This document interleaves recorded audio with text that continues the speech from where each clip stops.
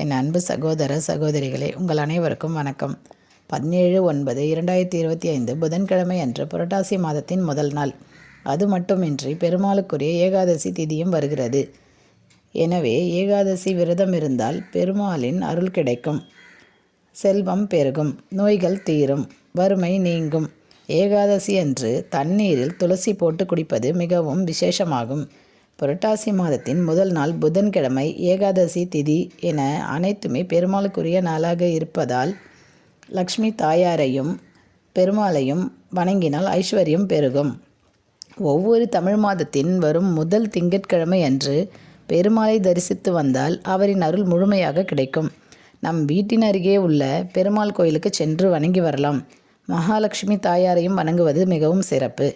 சென்னையில் உள்ளவர்கள் முடிந்தால் டி நகரில் உள்ள வேங்கட நாராயணன் கோயிலுக்கு சென்று வரலாம். அந்த கோயிலுக்கு சென்று வந்தால் திருப்பதி சென்று வந்த பலன் கிடைக்கும். அல்லது திருவல்லிக்கேணியில் உள்ள பார்த்தசாரதி பெருமாள் கோயிலுக்கு சென்று அவரை வணங்கி வரலாம். அது மிகவும் பழம்பெரும் கோயில். உங்களுக்கு பெருமாளின் அருளும் மகாலட்சுமி தாயாரின் அருளும் பரிபூர்ணமாக கிடைக்கும். நன்றி, வணக்கம்.